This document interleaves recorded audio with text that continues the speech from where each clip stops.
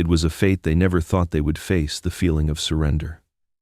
For the Japanese soldiers marching into an American prisoner of war camp, it was a shame greater than death itself. Raised to believe that death was their only honorable escape, they had come to think of surrender as the ultimate disgrace. Yet here they stood, breathing, alive, yet burdened by a humiliation that felt deeper than any wound they had suffered on the battlefield. It was late in 1945, and Japan, still reeling from defeat, was on the brink of collapse. The Pacific was a wasteland. The battlefronts were shifting, and the Empire's soldiers, those who had once fought fiercely for their country, now shuffled through the barbed wire gates of captivity.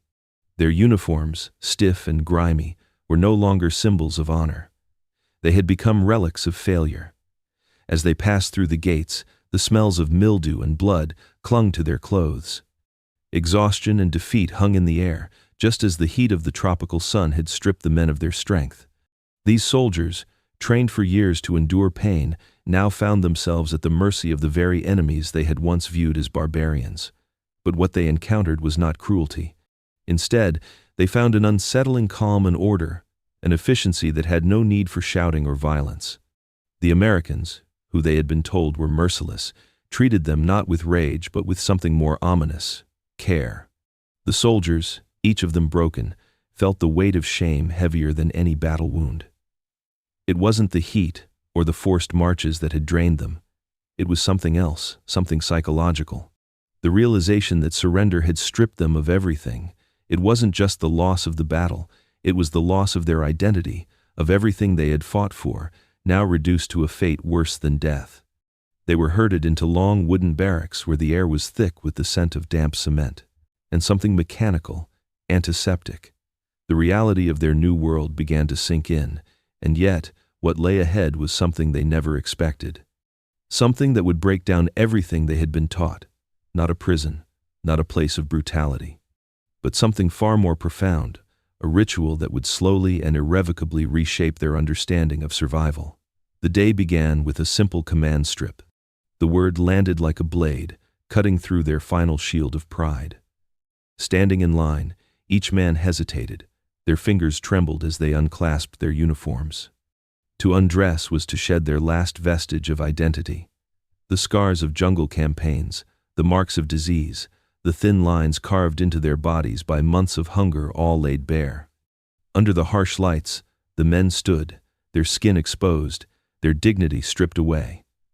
The concrete floor was shockingly cold beneath their bare feet. Every sensation was amplified, the roughness of the floor beneath them, the sharpness of the disinfectant scent in the air, the bitter sting of vulnerability. It was here, under the watchful eyes of their captors, that they were given their first taste of something they had never anticipated: soap. Each prisoner was handed a small, hard bar of soap. It felt foreign in their hands. The smell was sharp and chemical. In the midst of their fear and confusion, none of them understood what this ritual was supposed to mean. The whispers spread quickly through the line gas chamber. Rumors of European horrors had reached them. The prisoners feared that this was the beginning of their end. The design of the room, the pipes overhead, the nozzles pointing down at them, it all looked too familiar. It was almost too perfect, too efficient. Was this really just a shower, or something far darker? But the sound that echoed through the pipes wasn't the hiss of poison. It was the rush of water, cold at first, then slowly warming. Men flinched as it struck their bodies, recoiling as though it might be a trap. But then, the water began to soothe. It spread over their shoulders, their backs, soaking into their skin. For the first time in months, they felt something that was not pain, not exhaustion. The warmth seeped in, offering a strange relief. For years, they had been taught to endure suffering, to wear their grime as proof of their strength. But now, as the suds lathered against their skin, they began to feel something else, something they had not expected: comfort. Was this kindness, or was it a tool of control? That was the question that gnawed at them. The very thing they had been taught to despise, the warmth of a bath, the comfort of care, was now being offered by the very enemy they had fought against. And yet, as their bodies were cleansed, their beliefs began to fracture. Could they still hold on to their old notions of strength and honor when the enemy's methods were clearly more effective? Had their captors found a way to break them not with violence, but with care? The paradox of the showers began to settle into the minds of the prisoners. What had started as a simple act of hygiene had grown into something far more complex. For the first time in years, their bodies began to feel something other than the aches of war. Lice, once a constant torment, began to vanish. The sores on their feet healed. Their breathing became steadier, their once crippled bodies finding the strength they had lost. But the men did not dare speak of their relief. Was it humiliation or salvation? It wasn't just about cleanliness. It was about who had the power to cleanse them. The water, the soap, the towels, everything they had once taken for granted was now a reminder of the gap between their beliefs and the reality of their captivity. Could it be that the Americans had achieved something they themselves could never have imagined? Could it be that the strength they had fought for, the strength of enduring suffering, was not the bifurcated, only path to survival? One soldier, still reeling from the contradictions he felt, wrote in his diary, "We were told that suffering was our strength, that it was what defined us. But here, under the water, I find something I never thought I would relieve. Can we be strong without suffering?" The more they bathed, the more they felt the shift. Slowly, they began to question everything: their training, their pride, their nation's ideals. The American soldiers had not broken them with violence. They had done so with care, with the simple acts of hygiene that had been denied to them for so long. Was this just a cruel trick, or was this the true nature of power? The act of cleansing was so much more than a bath.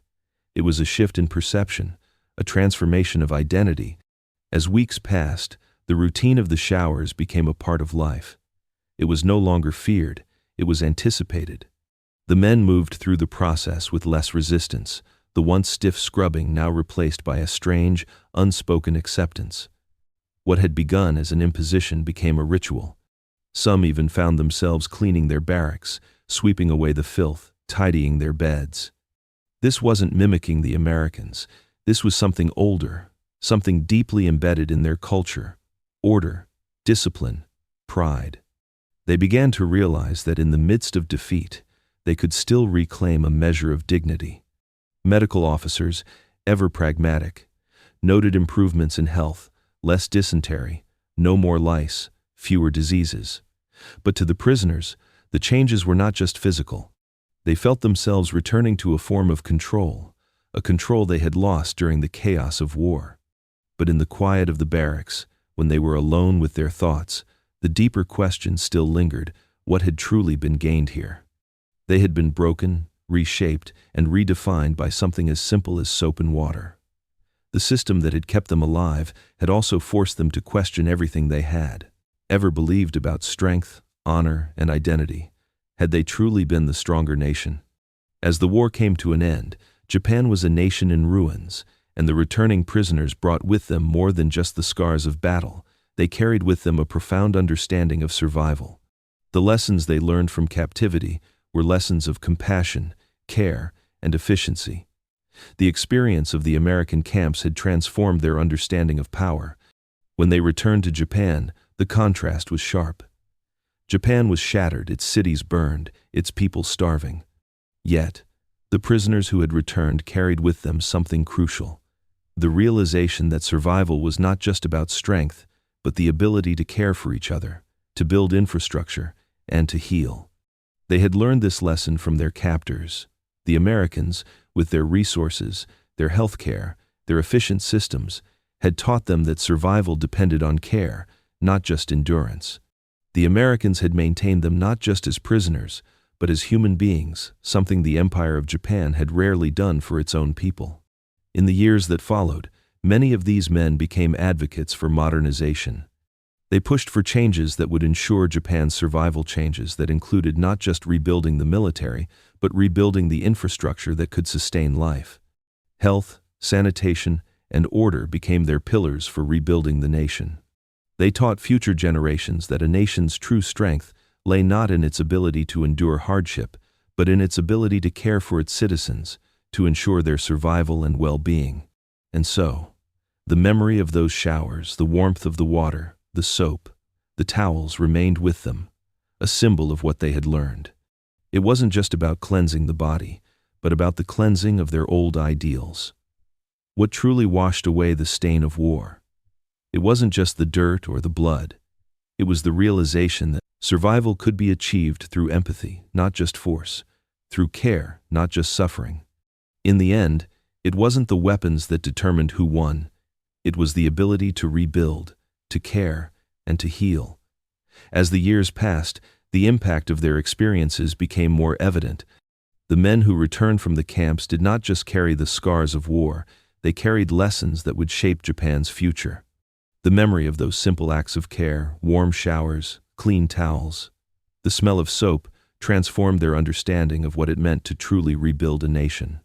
In the midst of Japan's post-war devastation, these former prisoners became some of the most outspoken advocates for change. They pushed for the importance of sanitation, healthcare, and infrastructure, things that were often overlooked in times of war. They argued that the true strength of a nation was not measured by its military power alone, but by its ability to care for its people, to ensure their survival, and to protect their dignity. Their journey from prisoners to advocates for change reflected the fundamental shift in their worldview. They no longer saw strength in suffering or endurance alone. Instead, they saw strength in caring for the body and the soul. The experiences in the American camps had taught them that survival was more than simply enduring hardship. It was about rebuilding through compassion and efficiency. For many of these men, the memories of their captivity remained vivid. They would tell their children and grandchildren about how their captors had not beaten them or starved them to death, but had provided them with something far more powerful, a system of care that kept them alive and allowed them to rebuild their sense of humanity. They spoke not just of the battles they fought on the battlefield, but of the battles fought in the heart and mind as they reconciled their sense of duty with the lessons learned under enemy care. And as Japan slowly rose from the burning ashes, the men who had once been prisoners became symbols of a new era, one built not on sacrifice alone, but on the value of life, dignity, and the ability to care for one another.